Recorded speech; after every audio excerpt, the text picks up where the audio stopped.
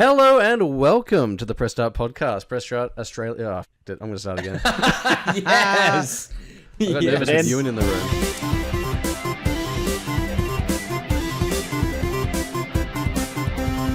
Hello and welcome to the Press Start podcast. Press Start Australia's weekly video game discussion podcast. I'm your host Brody again for some reason, joined today by my fellow gamers and co-hosts Ewan. Is James videoing this moment? What No, is going on? I took a memento. A memorial You know, we're photo. recording this whole thing. Yeah, this is live to the people. I understand. Life still happens, even when we record. No, Anyway, Ewan is here. Anyway, Sorry, yes. Brody, I threw you right off. Yeah. Say hello, Ewan. Fuck. Hello. Sorry, Hello. hello. Back by popular demand, that's right, we read the YouTube comments. It's Harry, Hello. Philwood1788. I hope you're happy. Thanks to that one guy. The one Like 2 guy weeks who in a asked for row. Harry back. Yeah, just He for is you. here. We've all been saying it, really. And back with us is also James. Hello. How are you? Hello. So on the show today, we're going to Ask talk how about... are you? Oh, sorry. I'm great. We'll get to that. There's plenty of time to know how I Okay. am. On I the love show how today... Brody, we're just actively sabotaging you. Yeah. Brian knows. No, that. I was rude, genuinely guys. interested in Quite how he rude. was. On the show today, we're going to talk about Nintendo Switch 2 likely going to sell like hotcakes, FBC Firebreak's release date making for a busy June, Sydney Sweeney bringing her assets in acting to Split Fiction, and PlayStation and EB games being at the opposite ends of game preservation spectrums, kind of. But first, James, as we alluded to last week, you've just returned from a whirlwind trip to Japan to spend some time playing Death Stranding 2 at Kojima Productions, although we'll need to wait a little bit longer to talk about the game itself. What can you talk about? How is the experience in general going to that studio of all studios? Yeah, I can confirm I was there. That's awesome. That's the extent of it. mate. Awesome. The Next images topic. weren't AI. Yeah, I played. Yeah, it wasn't a. Yeah. Anyway, yeah, it was interesting to see a peek behind the curtain, if you will. Kojima has many curtains, as I'm sure we all know. So He's got a sniper trained on you right now as well. yeah, absolutely. Like I'm out my window, Sweating. I'm scared. Yeah. Yeah. So yeah, Japan was great. Again, it's always nice to be in Japan. Even Is that though 3 I come times in a back. year for you? That is 3 times in the span of 12 months. Like, Wow. and I've Wow. got the same passport page stamped too. So like, it's looking good. I need to Are they get a getting 4th one. sus at immigration yet? They're like, why are you back I did. here again? I This man's did a have mule. I had genuine concerns about that because like I've been watching a lot of border security when I was playing Assassins. So like just as like, in the background. So I was like, oh, they're gonna think I'm like muling or I don't know. But all I'm doing is just smuggling like gummies. That is Which such sounds a fine now that I've said that out pairing. loud. It's like a fine wine with a steak. Border security and Assassin's Assassin's Creed Shadows. Yeah, Hand in yeah. hand, some Like would say. I don't know. They're both things you can like space out of, so they go well together. When you've got nothing else to do. But what was your question? I don't know. Like I think it was interesting. There's like a lot obviously that I want to talk about. course. But I can't yet. So I will just say for now, stay tuned. I guess it's actually it's like a week away. I think. A little Yeah, I bit think further maybe. from what I heard, it was like around the 8th or 9th. So May 8th, I'm pretty sure. Yeah. So we'll have to like work out the recording on that front. Well, we're What very about excited. like in the studio space? Like, tell us about the studio, like being in. I just don't know if I'm meant to yet. Like, I need to. Yeah, like I think we should wait. If you want to maybe. see James in Okay. the studio space, there's a photo online that you can There is find a photo if you of want me to, in allegedly. the Lumens room, which is the big That's what it's one, called. the big room that everyone stood in. Nicolas Cage, Tim Chalamet, James Berich, all the greats. The big 3, as they call them. The big Icons. 3, yeah. It's like the Mount Mount Rushmore. of Kojima Yeah, business. absolutely. He saved the best for last. Yeah. Absolutely. Yeah. So it's really interesting to see how he has like full creative control of pretty much every aspect of his games. I will say that, but I'm just really scared of saying the Awesome. wrong thing. No, 'cause- we'll leave it there. yeah. We're- But that's a scintillating tease for what's to I hope come. you get to talk about it one day.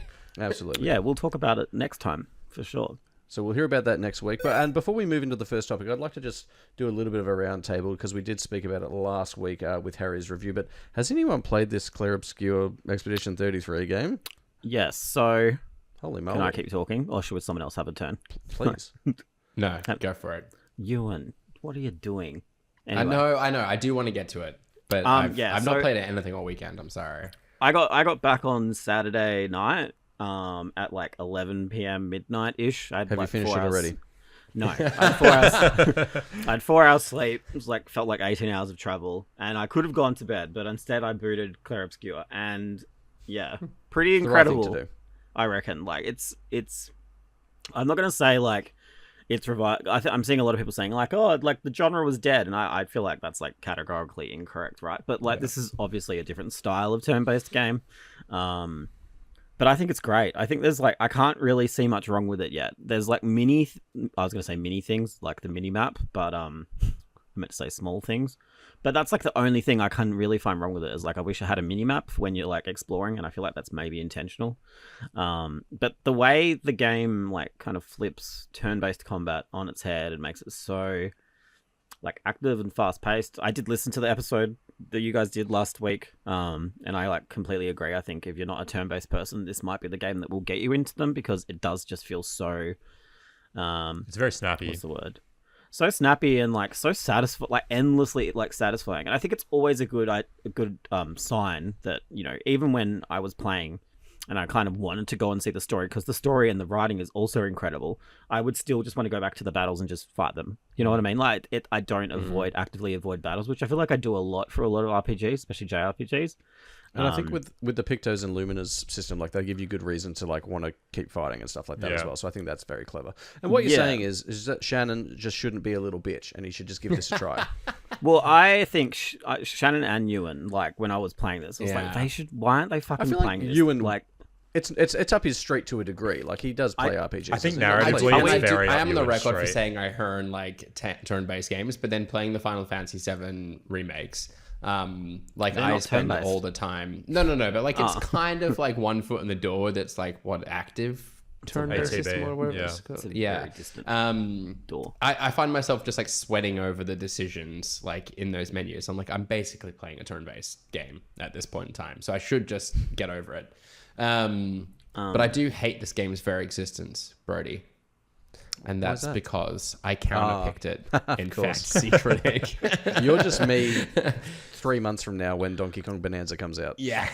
I just thought like this game had like a first time release from a studio.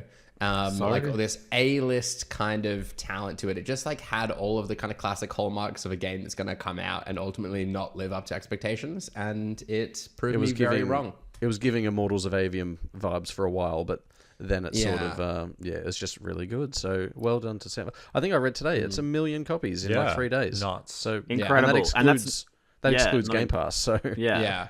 I think Possibly it's good numbers though. have been nuts. I think it's good though, because there's a lot of chatter online about how people like are kind of being a little bit more discriminatory because they didn't play, say, Metaphor or Persona, because obviously they're like Japanese games, very like anime style. But I think there is something to be said about how this game having the style that it has kind of gets people in that probably would like. I don't think Shannon would ever play a Metaphor or a Persona, but like I genuinely think he would try Clair Obscur. Harry said it well last week. It's like an RPG without the weebisms. Yes. Sorry.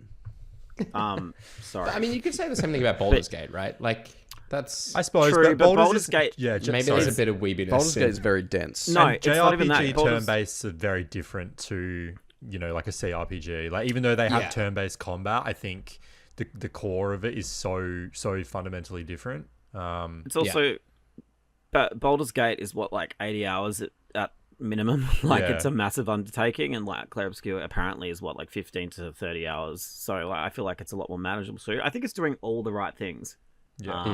It would have to shit the bed like catastrophically for me to like not consider it in maybe my top 3 this year. So wow, high praise. Yeah, I'm only like like 7 hours in, I think. But yeah, just really enjoying it. Yeah. Wonderful. Well, Ewan, you put it on your list. You must try it. That is an order. But moving right along. Blueprints first. No, that's true. I'm stuck in that loop as well. So, but moving right along, things are looking good for Nintendo as we edge closer to the Switch 2 launch in June. There's a demand for this thing that is practically unbelievable. Pre-orders have sold out at all major retailers in the US. Japan are going to fall well short. I think they're doing the lottery thing, and the registered interest far outweighs what their stock availability is. So they've basically apologized ahead of time to people who may not get one. Oddly enough, we've had no problems here at all. Like, it's still readily available at all retailers practically. Can pre-order one still. Ewan, based on what we know, do you think the Switch 2 is going to be the biggest hardware launch of all time? For reference, the first Switch, in its first year, sold about 17.8 million. However, that is still well short of the PlayStation 2, which in its first year did almost 40 million units, which is crazy. I can't see it surpassing in the this PS2. economy, that's not happening. Yeah, in this economy, like, I think the PS2, like, part of the success of that console, right, was like the fact that it was quite like an affordable DVD player in its time. Like, I don't know how true that is, but yeah, I just can't see the Switch 2 surpassing in its first year. I think it would have to be the percentage of Switch owners that are kind of super keen for this upgrade that would have to kind of all come in over a major way. And I just don't know if that equates to 40 million plus.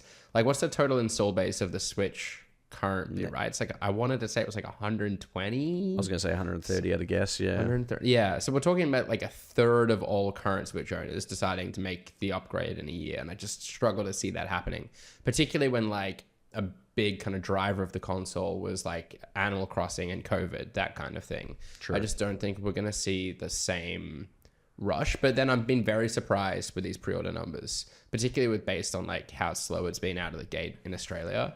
And I don't know if that's because like maybe we've got a kind of like higher allocation of stock than is kind of right proportionally to our market. I don't know if there's like a weird quirk to it like that. But yeah, to your point, Brody, like, it's readily available everywhere else. But in Japan and the US in particular, it seems to be disappearing like hotcakes. Are they region locked, these consoles? Because I was say people should just jump on JB Hi-Fi and just grab one. I did wonder that. I maybe Americans. wondered that's why James would be going to Japan so much. He's secretly kind of shipping pre-orders. There is greasing palms to work out who to Japanese send pre-orders version that's language locked. That is like substantially cheaper than because the yen's so shit. Because the yen is so bad. Yeah, that's literally the only reason. It's really, really cheap though. It works out to be, I think, like a little over 300 Australian or something, but it's exclusively Japanese. Really? Yeah, it's That's really, cheap. really cheap. I need to James doesn't believe he's crunching the math. He doesn't believe it. No. I just want to community note you. Wait, nah, it's about 500 Australian. Oh, okay, which is still $200 cheaper. Yeah. That's Yeah, 300 yeah. in Perth dollars. Yeah, I don't know if it's They're worth. $200 behind. Yeah. Well, James, why do you think it is that Australia has been seemingly spared from this launch window turmoil? It seems highly irregular, I feel. I don't know. Compelling. Rich. No. Weird. I suspect maybe I don't know. I feel like everyone I know has ordered one. So like, yeah, Just maybe good like ops.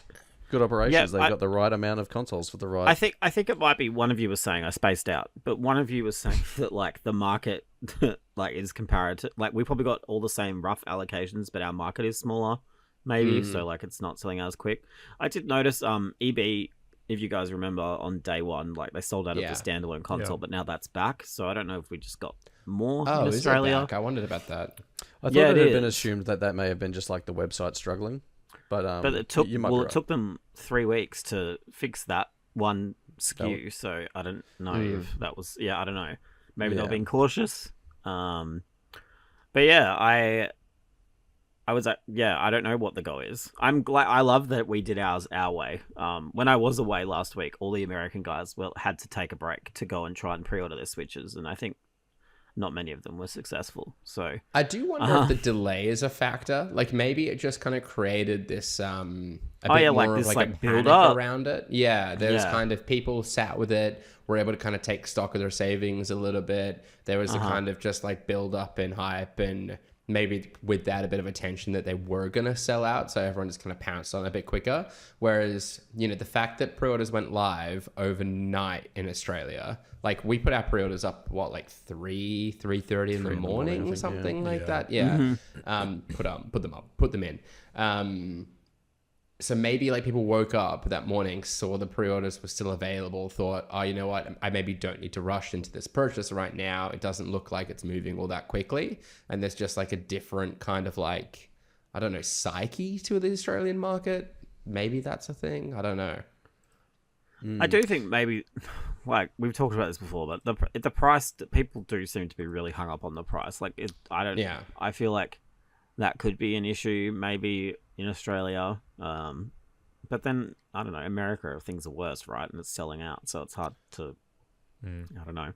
Yeah, we spoke about that a little bit throughout the week. It's like inflation is impacting kind of people all around the world. So like I know in the UK, it's like really bad, based on what I've heard from the US too. It's a similar sort of situation. And I think everywhere is kind of in the same boat of like wages not rising to kind of match rising costs of everything. So it's making it difficult to kind of justify a big purchase like this.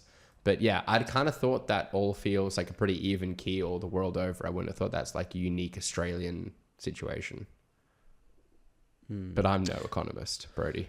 No, None of us are. And so whether they're going to be upfront with, I guess, sales numbers in the first week, month, year, whatever it is, it remains to be seen. But I'd like all of us here to have a bit of a nearest to pin contest. Prize to be determined. You know, whether I'll buy a pizza for the winner or something like that. If I win, I'll buy myself two. For basically units sold for the first week. So First week. Yeah, let's go first week, because I feel like they do advertise that. Release those numbers. No, really? I did a Google. They have done so in the past for other consoles. Okay. So, Ewan, what do you think it might do in the first week? Knowing what you know about the demand, like 2.2 million interested in Japan, not going to be able to fulfill all of those. Yeah. How many did I say they weren't going to do it here? 40 million. Yes. Extrapolate that. Break the math down. Yeah.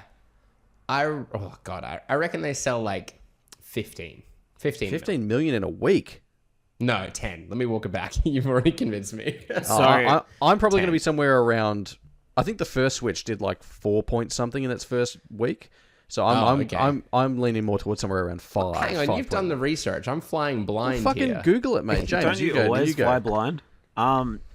Are we recording this? Like, not the podcast, but like the answers.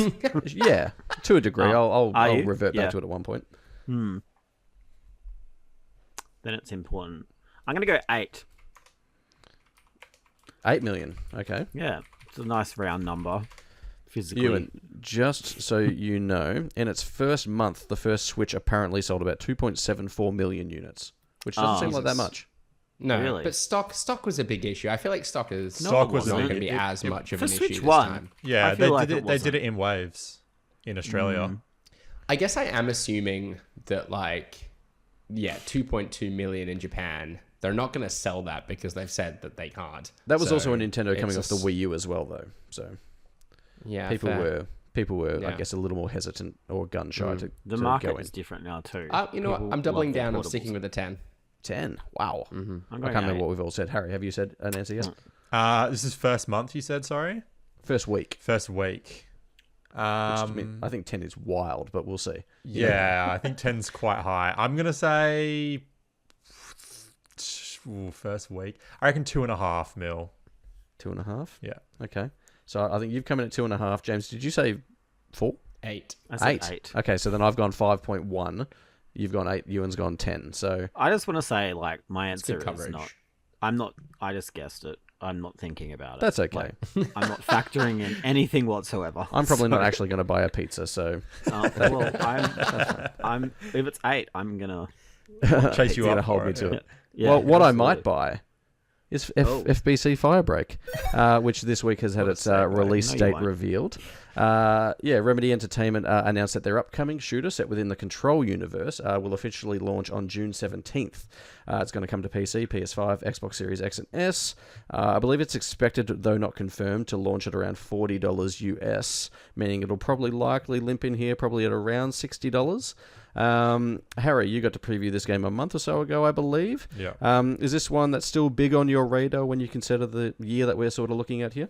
Yeah, I am interested. I think the price point is pretty attractive. They did confirm in that preview that it was going to be not a full price title, so I would probably expect around the $60 Australian mark. Yeah, the preview was good. I think the game is going in a direction that people won't expect, but will probably be quite interested in. They're almost like incorporating ImSim elements, but it's a multiplayer game. So Remedy seems to be very big on creating moments that you could only have within the runs that you do with your friends. So I think conceptually it sounds really strong. My biggest concern with it coming out of the preview is that it seems like it's going to be pretty lean on launch in terms of content. So whether or not it holds people over for its live service roadmap, which they have said, I believe some maps are going to be free and some won't be. There might be some paid stuff. Really? I think so. I could be mixing that up with something else. Have they actually called this live service? It is. It does have a roadmap. Okay.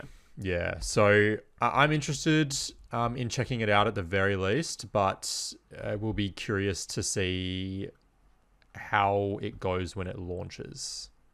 Yeah. Yeah. James, in a year where I guess quasi-live service co-op multiplayer things can be priced in any number of ways, obviously with Marathon being premium priced, like we know that, we don't know what it is. The Skate reboot that's coming out, that's going to be free to play apparently. So like you've got all sorts of games on different ends of the spectrum. How does something around $60 grab you as far as this goes? Obviously, I feel like a lot of that is going to come down to pedigree and how much trust you've got in Remedy, I suppose.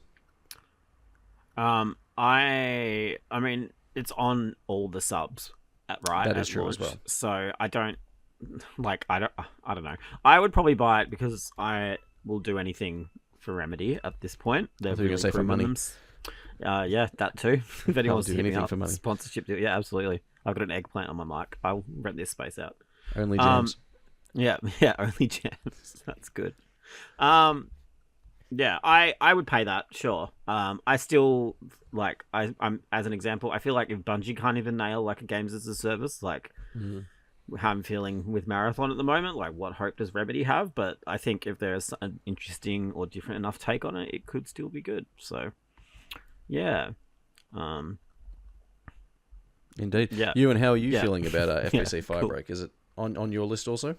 Yeah, like James, Remedy have kind of earned, I guess, that trust from me now, that no matter what they do, I'm gonna kind of give it a go. You'll be seated. And realistically, like I'm the kind of the multiplayer guy in this group, right? Like I love kind of particularly kind of an experience where I can kind of dive in cooperatively with my mates. So this kind of speaks to me on all of those levels. I'm glad it's not kind of coming out at the same time as Marathon, because I could see it kind of jostling for my attention if it were, because that's another game I'm very excited for. But yeah, I think like given it kind of plays into the controls of Alan Wake universe, Remedy obviously being attached to it, yeah, I'm really excited for it. And I'm pleased with the kind of price point too. I'm very much not in the camp that expects these games to be free to play, and almost I'd kind of rather they weren't. I think like the Helldivers kind of model of like that entry price with the kind of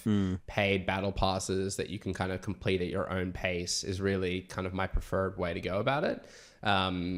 It doesn't kind of beat you over the head with any of the microtransactions, but if you're there kind of playing it a year or two later and you want kind of more progression out of it, it's there as an option.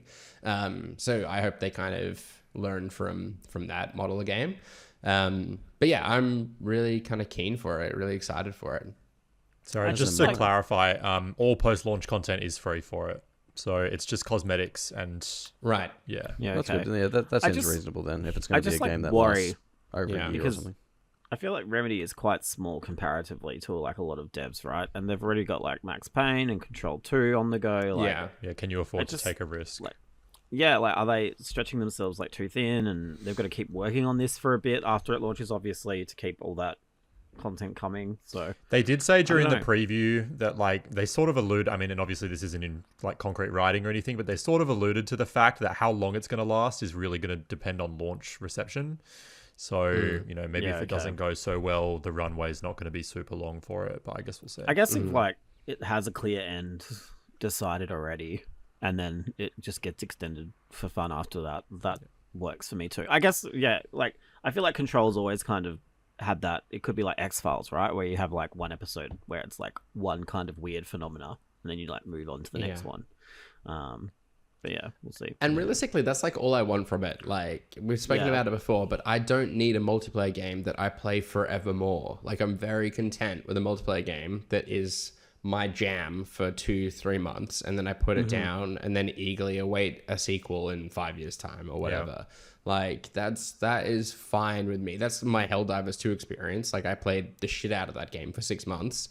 Maybe not even, and then haven't gone back to it since, which isn't like for lack of interest. Other things have come out, but yeah, I don't think there's anything wrong with that, particularly when you're paying kind of an entry fee for the game. I think that works for the developer, and I'm still getting enough value out of it for the price of entry, from the perspective of a gamer. So yeah, if it comes out and it's good fun and I get a couple of months out of it, stoked.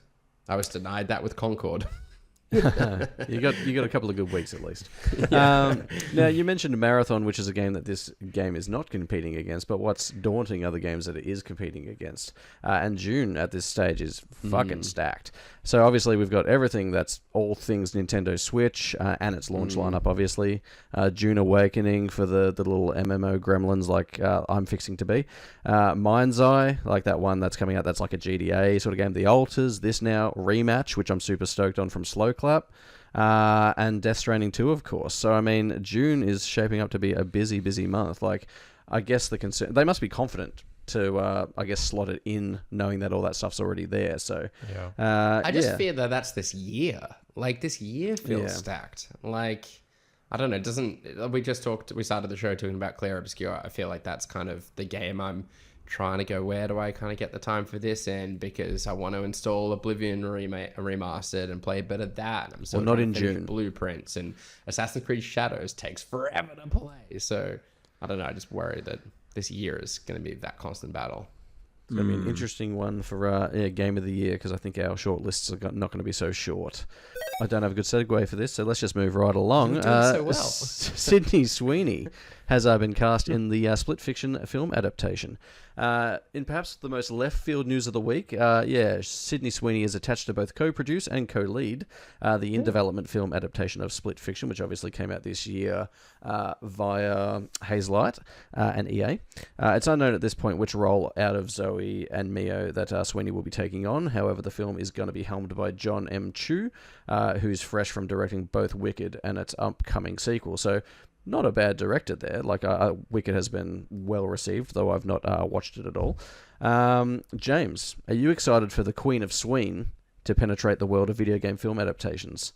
Now, it's not a video game, but she's also attached to the Gundam film that's coming out, the live action one. So she's getting into that pop culture groove, it would seem. She's alright, I guess. She was good in Immaculate. I haven't watched Euphoria. From what I understand, though, Split Fiction, I feel like there's almost a resounding agreement that the writing and the story isn't that great compared to It Takes Two. So, like, how do you feel that would translate to a film? Do you think it works better as a film? Well, that's what I was going to throw to Ewan, something in that vein. Obviously, read the Dropped notes. ahead of Ewan, a common critique of Split Fiction surrounded its rather cliche and derivative narrative. Are you concerned at all about how that might translate to film? It's 2 weeks in a row. James did Brady's read that. notes It was have been in shafted. No, I genuinely... He's listening I'm to sorry. last week when Shannon did the same thing, Did the stomping on exact my same segue, and he thought, you know what? I'm leaving with something. I'm going to have that. I think it can translate. Oh, you're going to answer your own question? No, I was now? going to say, further to the point, I feel like in a world where Minecraft can almost crack $1 billion, it doesn't matter. I mean, it's not like that story's going to have story coming out the wazoo, as long as it's a bit of fun. Because I think if you find the fun in a split fiction movie, which obviously the game had plenty of, then I know your story might not be that pivotal. Yeah. Without offending writers or aspiring writers the world over, I sort of feel like the shtick of Split Fiction was that they are like aspiring writers and unpublished novelists that are kind of like, and like all of the material that you kind of play through in the game is like unrealized projects and ideas and stuff, right? Like, I don't think it would be I thought the story of it was quite good, and kind of picking apart the process of storytelling was kind of what was being discussed in the game.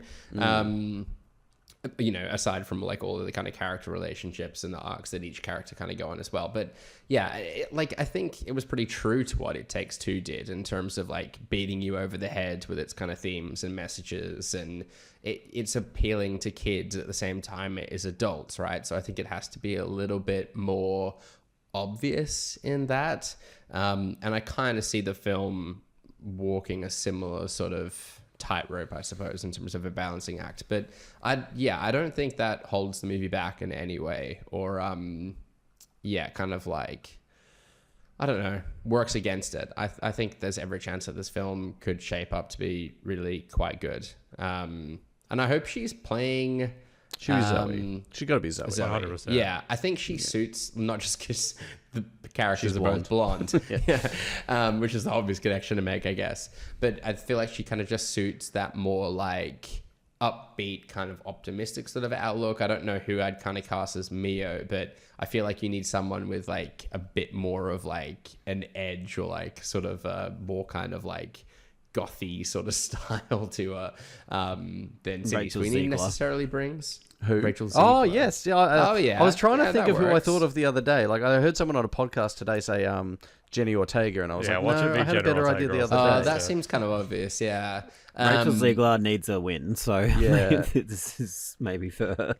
Honestly, even Isabel Merced, I think, is it, from the from new The Last season of Us, playing yeah. Dina in The Last of Us, I reckon she would be quite good. But yeah, I who knows? From Alien Romulus as well. I didn't realize until much after the fact that she was in that. I'm enjoying her performance this season. It's good. Harry, do you think you'd be seated opening night for a split fiction film? Yeah, maybe. I don't know. Really, really, really loved the game. Fantastic game. But so much of that was from the surprise and the shock of the moments and the mechanics that it throws at you. So I think it's really, really difficult to translate that to like film.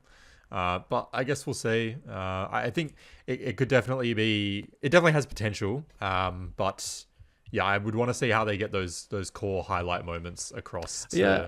I was just thinking about that. I'd like to know what sort of budget this thing would have. Like, it's going to be green screen central, as they're like, like think tearing about between the realities Hydra constantly. and stuff, and like, are they going to turn into hot dogs? Maybe. It remains to be seen. Will this film ever get made? Remains to be Probably seen. not. And if the Minecraft movie is anything to go by, the weirder it gets, the better its chances at the being at the box office will be. I think. You think they will have? Has have a anyone hot else seen that movie besides me yet? I No. desperately want to talk about it with someone that isn't 12 years old. chicken jockey? Are you speaking to a lot of 12-year-olds about it, or what's? I feel like I'm going to have to, but I just don't know if they're necessarily picking the film apart with the sort of And where are you going to level go of find them? intellect I would want to. Let's not try and get Ewan sat down with Chris Hansen or anything like that. Moving. Oh, that was lost on Ewan, I think, maybe. Yeah. Yeah, Chris Hansen. Moving right along. Although it doesn't trouble us necessarily in the land of Oz, PlayStation announced during the week that a few of their first-party titles, among a few heavy hitters like GTA 5, would be exiting their PlayStation Plus service. The games are Resistance: Fall of Man. I think Ewan's just Googled who Chris Hansen is. Resistance: Fall of Man, Resistance 2, and Infamous Second Son. Again, not an issue for us. They were basically only available through the streaming component of the service, which isn't available here, obviously. But it's worth noting that there'll be no way now to access these particular titles on modern consoles. Harry, why do you expect PlayStation has decided to remove these games specifically? It seems a strange choice, unless maybe there's a few remasters afoot coming out, perhaps, maybe? Yeah, I don't know. It does seem odd. I think GTA is, pretty obvious that, 6 is coming out, and they, like, publishers, developers have a tendency to remove I think it's predecessors just for quickly games. on that. Go ahead, GTA James. 5, GTA 5 steps in and out of All the both time. Game Pass Yeah. all the time. So like, I don't think that's unusual. Yeah. In terms of the Sony titles, yeah, I don't know. It's hard to say. I mean, obviously, Sucker Punch have Ghosts coming out this year, so maybe that has something to do with it. It would be weird to get a Second Son remaster, given that game came out in like 2014 or something, 2015. So have you seen The Last of Us Part 2? Well, this is true. Yeah, nothing's going to stop them, is it? But yeah, Resistance seems weird as well. If it is just for the sake of cutting the catalog down, that's a huge bummer because, yeah, game preservation is something that is not talked about or maintained enough. Yeah.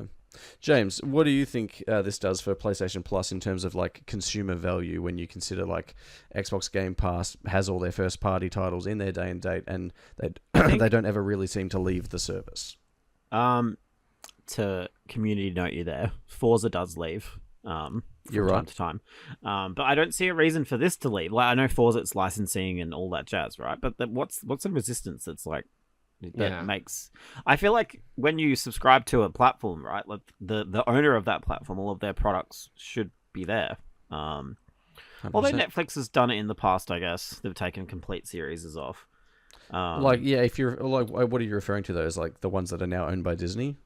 No, Like no, Daredevil no. and stuff Like, like that? this is like so random, but like as an example, Netflix made and produced Hemlock Grove, with Bill Skarsgård and stuff, and that was 3 seasons and it was pretty okay, and that's just completely gone now. So, Yeah, but I'd argue that's not okay either.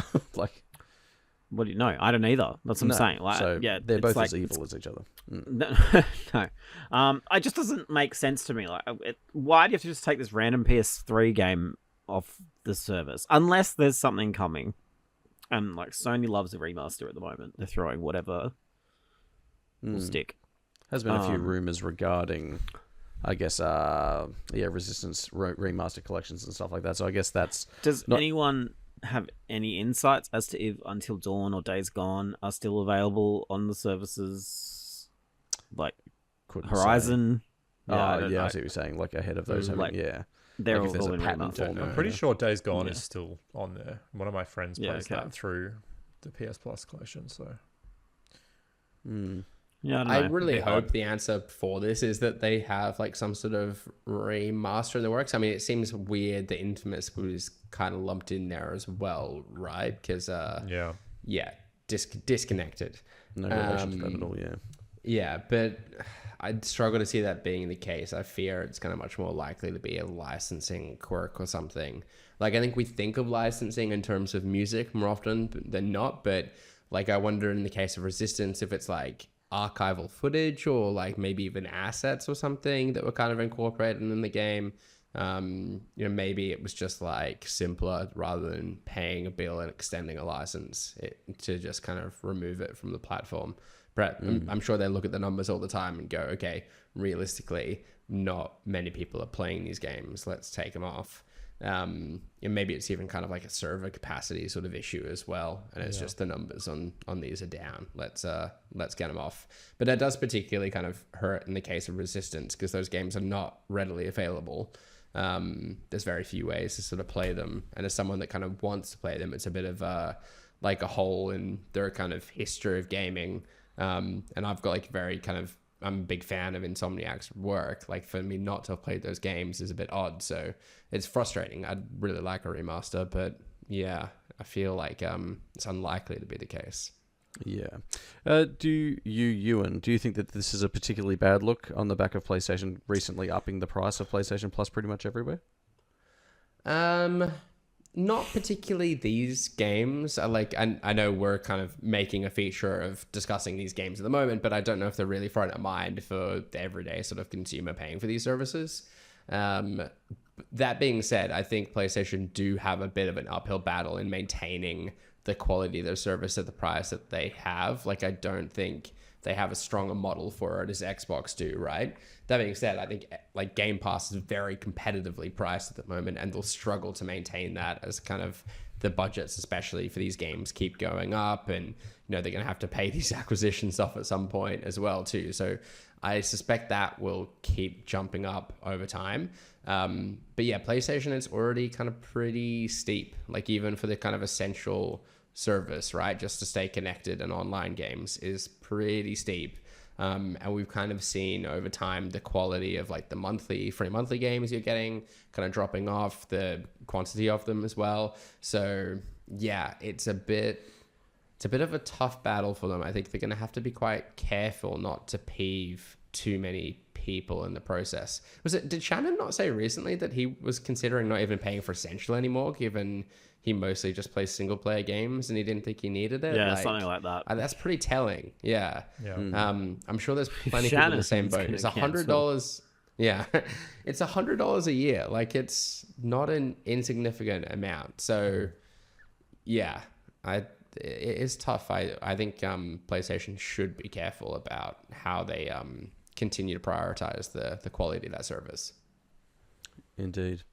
Well, unlike PlayStation, EB Games seems to place enormous value in game preservation to a degree, in that they're getting back into the secondhand retro software and hardware selling, I suppose, in a big way.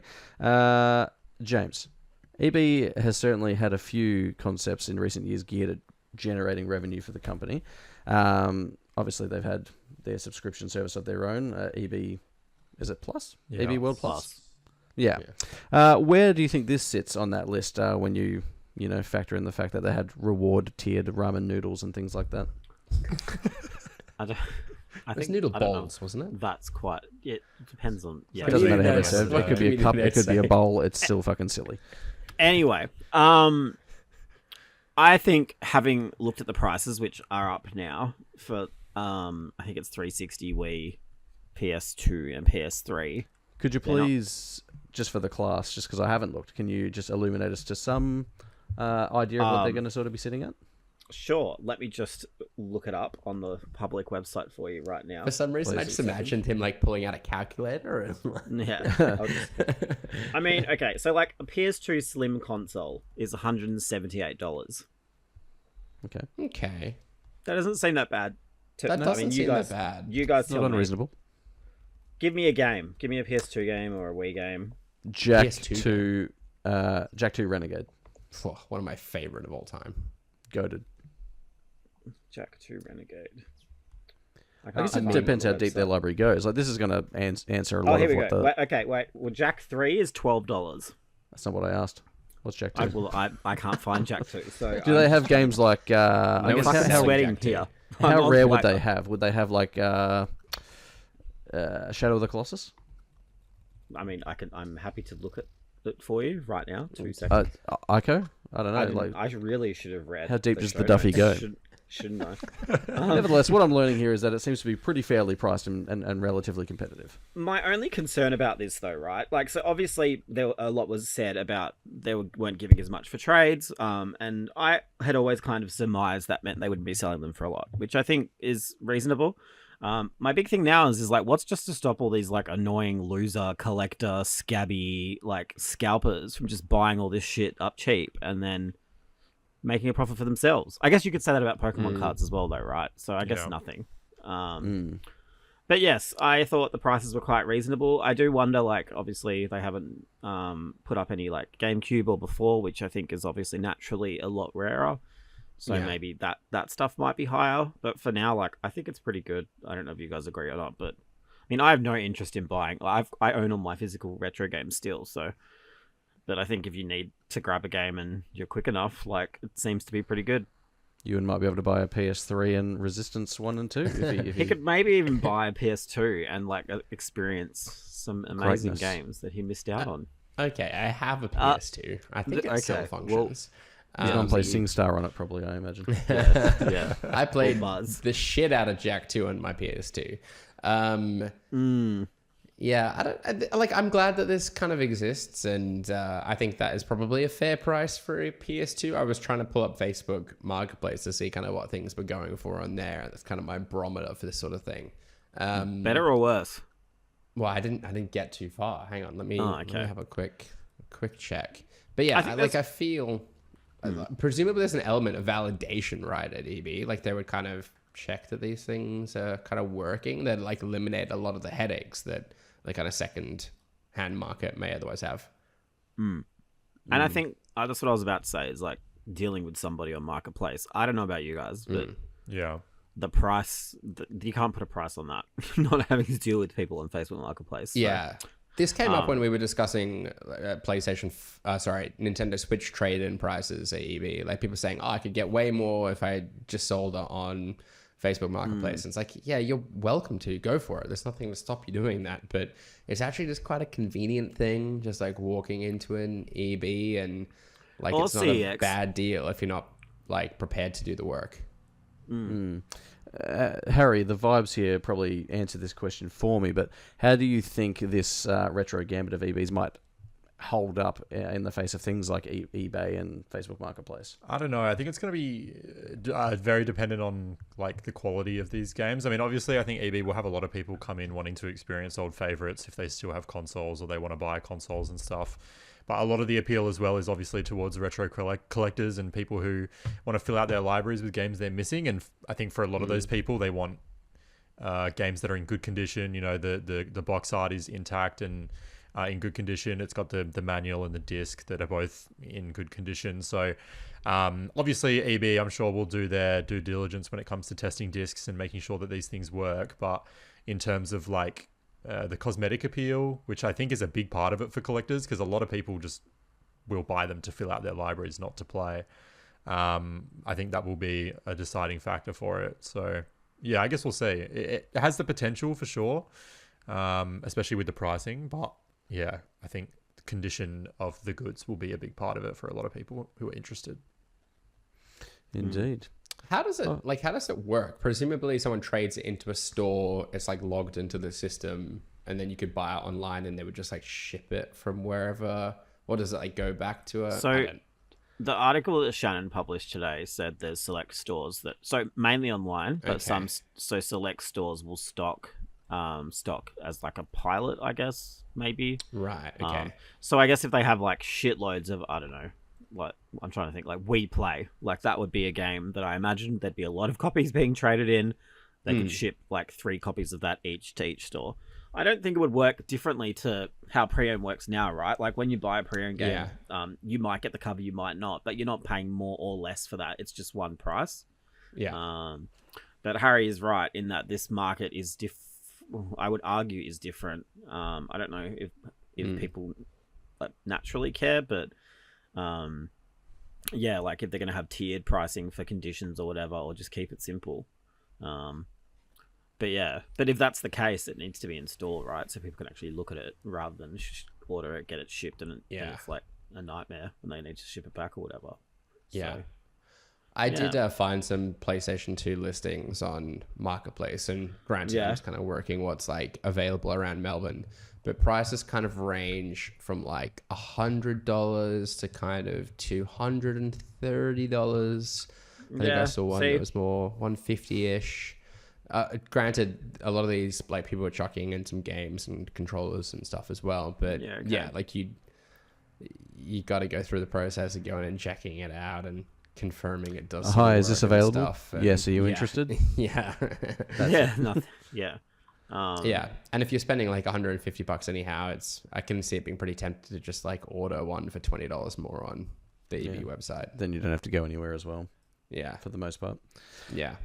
All right. Well, moving on from that, we'll have our rapid fire question for the week. It's effectively a quarter of the way through the year, so to again basically rip off kind of funny content while keeping it brief. What is everyone's current front runner for game of the year? No, this is such a big question for a rapid fire. Don't overthink it. Oh, mine is out of 1 or 2 games that I haven't even finished yet, and you probably know what they are. So we've discussed them at length already. I'll just say, mine is probably, I'm only probably 2 or 3 hours into Clair Obscur, but I can see that well and truly cementing itself as a front runner if it keeps up what it's doing. But there's also an irresistible pull from Blueprints as well. So, yeah. Yeah. God, this is really tough. You're not committing to anything. I'm not. Like, kind of in my list as it stands at the moment, I did have Split Fiction at the top, but I was really enjoying Avowed, and I wanted to go back and spend more time with that, which might surprise some people. But really what's occupying my brain space at the moment is Blueprints. and it's been that kind of game that's like just stuck with me more than I thought it would, and any other game. I've just kind of spent a lot of time just thinking about the game. Do you have a notepad? Usually a sign. Do you take notes? I've got digital notes with like screenshots and photographs of the screen and all sorts. Shit. Yeah. James, what are you thinking? I'm just looking through the list now. I actually have booked time to play Split Fiction this weekend with my Split Fiction friend. So I haven't played that yet. So probably WWE 2K25. Great choice. No, not really. I haven't played Blueprints either, and I really want to. So that is on my list too. So at the moment, just getting to the end of April. Yeah, it's it's How many games are on this fucking list? No, I'm looking at like games that are on Wikipedia. I thought you were just thumbing through your reviews on Press Start. Yeah, no. I also haven't played South of Midnight yet, though I don't think that'll be it. True. But, I forgot about South of Midnight. Shit. Another game I'm really enjoying. I don't think it's up there for me though. Also haven't played Avowed. Fuck, I'm really behind. I'm gonna go with right now, Clair Obscur. Before that, it was Kingdom Come Deliverance. I have actually no, I'm not going to talk about that. Yes, let's go with those two. Harry. Yeah, Blueprints was a front runner for me, and it really fell off towards the end. Oh no! At least in my, I just think the RNG stuff really Apparently, frustrated. there's two that's where ends. it's Have you losing heard that? Are you past the first end? Have yeah, you I heard did this. I've run credits. Anyway, No, but after that, what? Sorry. Apparently, there's two ends. Like Yeah, the credits I'm is not playing anymore past what This I. is meant to be rapid fire. Oh, Let's, yeah. Okay. It's stressing me out. Yeah, Split Fiction for me, no question. Split Fiction. Wow, dynamic. Oh wow. Rather diverse four from us there. Well, what I hope is Brady, also what a was diverse yours? list is Harry's list of games for What the Wiki, which is the Press Start podcast game show, where the previous week's winner reads part of a Wikipedia page for an unknown game, and the contestants must guess the game. A point is awarded for each correct guess, and the round ends after one person scores 2 points. As last week's winner, who clean swept Shannon under the table, Harry got 3 points on the board, and he is in the hosting chair this week. Just to recap the scores. Now, I think these are right, because I pulled them from a doc. Before last week's episode, Ewan's reception was trash, so he couldn't help me out. I think I'm on 13. I think Ewan's on 12. I think James is on 9. Shannon's on 5, and Harry got himself 3 points last week. So, look, we can do an audit later, redisperse points if need be, but I think So that's no one where got we're at. points last week, but Just Harry right? for 3. Yeah. Yeah. I'm Shannon just tried to answer a confirming game my 6 notes times here. and expected to get the point, and that wasn't Oh happening. my god, that was dreadful. That was obnoxious. He's not here. I shouldn't. We'll wait till Don't he's bully. back. Pick it up Best time next to week, talk yeah. bad about someone. Not at all. Nevertheless, it is Harry's turn to host, so please. All right, Take it everyone away. ready? Yes. All right. The game isn't. All right, James. The game is an action platform video game developed by a studio and published by a publisher. It is a sequel to a game that came out in 2020. Okay. The Ewan? studio. Okay, Ewan. 2020. I'm taking. Is it Split Fiction? No. James, Yes, James. is it Death Stranding 2 on the beach? No. Okay. Action platformer. Oh, I mean, it's got depends on how you play it. But yeah. yeah. Now, Anyway. I get free reign at the rest of this paragraph. Shit. Yeah. Oh, have we lost Harry? I think so. Oh no. Good. got He looks pulled happy, into though. another universe. Yeah. He looks happy. He does. Yeah. I'm going to take a They photo. won't see that on the edited version. Oh, it's His a shame. frozen smiley face. It'll just be a black box. Look, I feared this may happen. Do you know what game I have been enjoying recently as well? Sorry, I'm still that? thinking about my game of the year list. I went back to Lords of the Fallen with the update, and it's like I would fall out of contention, I think, for game of the year, given this it's just a 2.0 update. But really enjoying that game.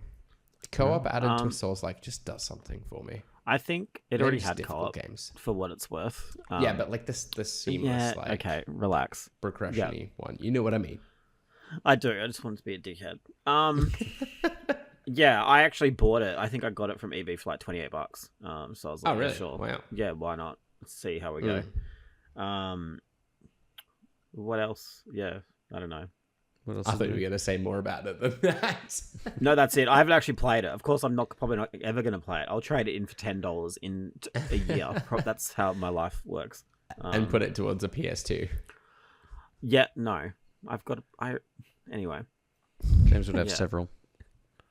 Go on, propping his door open. I'm going to continue to vamp. If you were to fire up your So what? PS2 nowadays, what game would you play? That's a really silly question. Actually, no, it's not. Resident what do you Evil. think I would... No. PS2 didn't have many good Resident Oni Evil. Musha. No. Oh, Devil May Cry. Actually, no, it's got to be a game that's only on PS2. Okay. Because otherwise I could just play it. Yeah, I'm going to go... Oni Musha 3. Is this going to be in the episode? probably, yeah. Oh, okay. Why? We'll So have to- you shaping your answer around that? I have to really think about it. Nah, Mine would be A Dog's Life. Did you ever play A Dog's Life? I did. I remember I used to rent it all the time. It was- and I don't know why. Garbage. But I love the shit I don't out think of it was. I think it was pretty Sounds popular. garbage. It was before its time. No, I don't know if it's before. I think it was just of its time, Ah, not before its time. Personally. okay. How much is that? on Answer the your EB question, website? Ewan. Mm-hmm. I don't know. I haven't looked. PS2 only games. My A gut Dog's says Life. A Dog's Life, yeah. Sorry, I'm still hung up on this. I'm trying to Google it. Oh, okay. you can't. Oh, you just really Dog's can't- Life. Ah, sorry. Okay, don't worry about it. All good. I might have been mixing No it up with shit. A Bug's Life. My games are literally out there. I want to go look, but Can I'm you- gonna say Silent Hill 3. Harry is saying, just for the update, is that his net Yeah. crashed and it won't let him back in the room for some reason. Oh. Oh, So no. are you able to see to that, perhaps? Is it open in another tab? Or something like that? Did he kind of close his Let me ask him. browser, maybe? Whether or not I leave this in, I don't know. Maybe we just let everyone peer behind the questions as we do some technical... solve some Have that technical little difficulties. Technical difficulty thing splash up. This is the worst time for this to happen. I Especially mean, 'cause we're it's really in the hosting. juicy part of the episode. If you're like listening at this point, you are What the Wiki diehard, and you will power through Hello, listening to this White drivel no Monkey. matter what. It's good to see you here, White Monkey. Thanks for coming. One of our faves. Where I don't have any like pop-ups in the studio. or anything Phil to Wood, get him out of. 1788, probably bounced out. He got a. Oh, early hang mention. on. Here we go. He's back. Oh, he's in a different Hello. room. He's, You're in a he's different relocated. room? Sorry. Wow, that's very I'm dynamic. hardwired now. It's like He's changed backgrounds. Yeah, it's like change blueprints, but like in real life. We did make a joke about you slipping into another universe, and it feels like you have. Yeah, that's what it felt like for a second. I'm hardwired now. The internet seemed to have crashed. But sorry, someone put their hand Now, up. these two were just incorrectly guessed, Oh. and then I had the rest of the paragraph. So That's not how I remember it. that is how it happened. Yeah. So please, All right. wherever you left off. Okay. The studio, which is based in Poland, served as the game's developer. The game director described the game as an evolution of the original. While it was designed to be challenging, the team introduced various gameplay enhancements to make it more approachable to new players. For instance, the team introduced an active blocking mechanic for players who were struggling with the game's fast movement system. Ewan, I'm buzzing back in so hard. Yes, Ewan. Can I? Am I back? Yeah, Is you're this, back. Is this Ghost Runner 2? It is Ghost Runner 2. Well done, you. Very good. All right, 1 point to Ewan. My mind did not go there at all. All right. The second game is a 2014 action-adventure stealth video game. It is the 8th game in the series, directed, written, and designed by a well-known game developer, and serves as a prologue to its, what I guess would be a sequel Ewan. game. Yes, Ewan. Is this Metal Gear Solid Fuck off. 5 Ground Zeroes? It is. Huge. Clean Let's sweep from Ewan. Wow. That is What such is a James happening? game. What Didn't the even fuck? need the other two games. Dude, I wasn't sure I had it until James went fuck off. I was Wow. like, is this right? Maybe I'm not crazy. Snapped up. Snapped up. Huge result. All right, sorry, I forgot I was hosting for a second. So that takes I was like, I Ewan, need a score Chance in the game. that takes Ewan up to 15 points, 2 clear of the lead now. Huge, and this is shit for me because I won't be on next week because I'm jetting off somewhere. But yeah, Oh, really? very good. Yeah, That's dynamic. dynamic. Yeah. So well Sneaking done, up. Ewan. Need I say more? With that, let's bring an end to this week's episode of the Press Start podcast. Subscribe to us on Listener or the podcast service of your choice. Follow us at Press Start AU and visit the site at pressstart.com.au. We've been joined today by Ewan, taking home the points. Thank you for having me, Brody. Please, it's been lovely. I haven't really written anything to promote recently, but I'll see you next week. Will I be back in the hosting chair? Who You knows? won't see me next week. I just said that. Yeah. I think we should. Well, I was you'll talking see to the you'll see the audience. viewers next week. Yeah. we might. Anyway. Yeah. We've also been joined by Harry, dealing out the points. Yes, you can follow me on X at Harry_Callow and other things like Instagram. Lovely. And James, who didn't get anywhere near the points. Anyway. Sorry, was that unnecessary? Incredibly unnecessary. You can find me on X, I guess, at James ATJMZ, or you can just like Google me and find me elsewhere because it's really hard to talk about Blue Sky, like without a cool name. So And depending on when the dates fall and when podcasts are next week, either look out for James's Death Stranding 2 stuff or he'll shill that stuff next week on the podcast anyway. But I either think way, keep an eye out. we should actually no, we'll talk about that after. Ooh, leave a little no. tease. No, I don't have a tease. I just think that Brody should be here if we're talking about it. Well, So That's unfortunately, probably it fair. doesn't seem like it's going to line up. no, but it might. Anyway, we'll talk about it after. Let's Okay. go. Let's finish Okay. this. The people have been here for So an many hour. peeks Like, behind the curtain this Yeah. episode. After I was told I kept it nice and tight last week, this one has blown This right is out. sloppy and loose. This is sloppy seconds for me. I've been your host, Brody. You can follow me on most things at Brody_DG. Thanks again for tuning in, and until next time, happy gaming. Bye. Bye. Bye.